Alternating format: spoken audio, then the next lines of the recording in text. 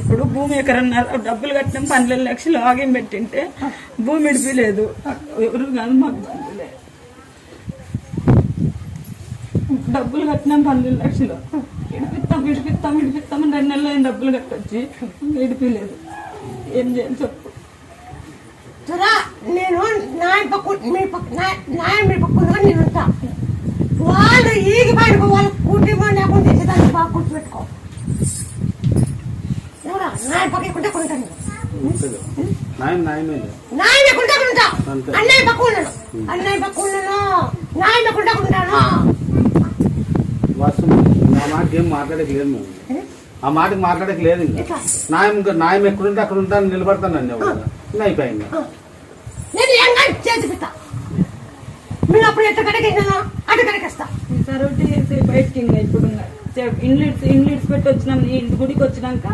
ఇండ్లీడ్స్ పెట్టి తోటలో చేరుకున్నాము నువ్వే బయటకేసే బాధ్యత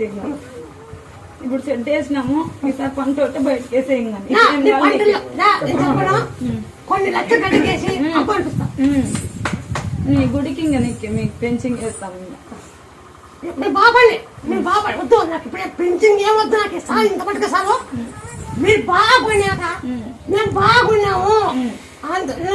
నా పెన్షన్ ఏమొద్దులే అంతలేవు అంతలే ఇంకా ఆ మాటకి ఇంకేం మాట్లాడకుంది ఇప్పుడు వద్దు మీరు బాగున్నాక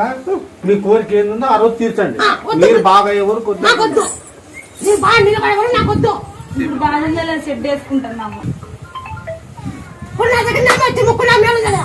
నన్ను ముక్కినా మేలుందా లేదా మేలైంది 4 ఏళ్ళు మేలైంది అని చెప్తాను కదా 4 ఏళ్ళ నుంచి మేలైంది ఒప్పుకున్నారు కదా 4 ఏళ్ళ నుంచి ఇక్కడికి వచ్చినా మేము బాగున్నాం అంటున్నారు కదా మేము వచ్చినాం కానీ మాకు ఒక రోజు చెప్పలేము ఏం చేసుకోవాలనుకుంటున్నా చనిపోవాలనుకోండి అప్పులు ఎక్కువయ్యి ఇంకా ఏం చేయాలి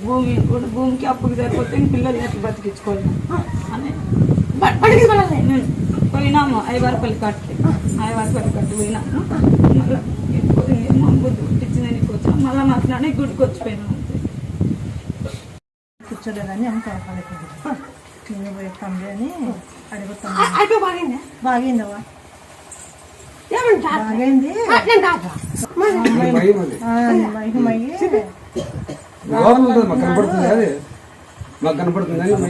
పదారాని బావ అంటే డబ్బులు లేవమ్మా పదారాని బావ అంటే వచ్చే మొత్తములు డబ్బులు లేవు